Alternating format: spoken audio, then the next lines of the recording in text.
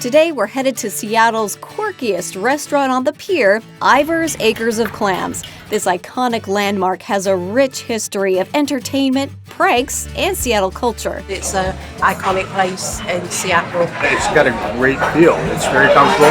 I mean, when you talk about classic Seattle cuisine, you have to talk about Ivar's. Ivar's is synonymous with Seattle, it seems like.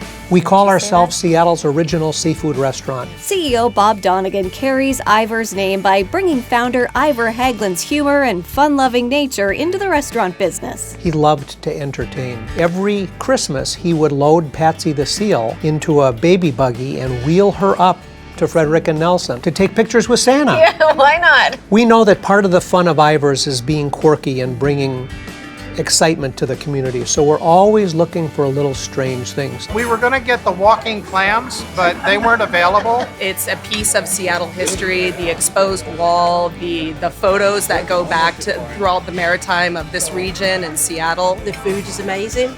The chowder, man, I tell you, they know how to do it up. What makes your clam chowder special? Well, there's a secret ingredient in it. Ah. Bacon. So bacon makes everything taste Bacon's better, the right? secret ingredient. I mean, as a local, I have it in my fridge. I buy it in the stores. It's the first thing I eat when I come back into town. It's really delicious. We love local stuff. We buy about 2 million pounds of Washington State Washington grown, potatoes a year for French fries. It can't get fresher or more local than what we do here. Gotta go to Ivar's. Gotta go to Ivar's. I love it. Seattle's original seafood restaurant.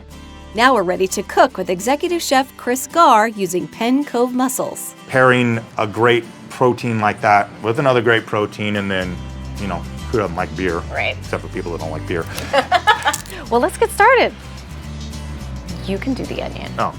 I have onion phobia. No, Onion I'm phobia? I'm not very good at cutting onion. I get the little knife. Well, I do need them both. Okay.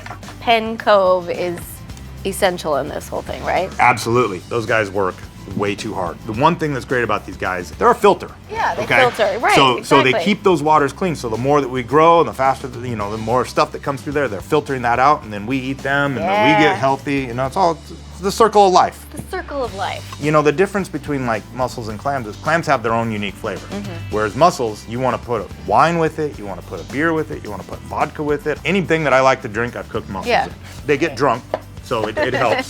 Better them than you, maybe. You know, work in the kitchen long enough is better you too, so. Now we slice up some shallots, mince up some garlic, and chop up some tarragon. Now we just got to clean some mussels, Okay. drink some beer. So Cook with some I've beer. never- But if you squeeze them and he wants to close back up, he's good. Oh, they don't close, get rid of Yep, it. they don't close, don't eat them. Just like when they're cooking, if they don't open, don't force it. Right. Just throw them away. This is called the beard. This is what attaches the mussel to the rope or pylon or whatever. Right. And so just gonna yank down on it. Voila. Start cooking your onions on medium heat. Once they begin to caramelize, add in your mussels. In another pan, grill your sausage. How do you know when these are ready? All shellfish, when it's cooked, it'll pop open. I see them. Yeah.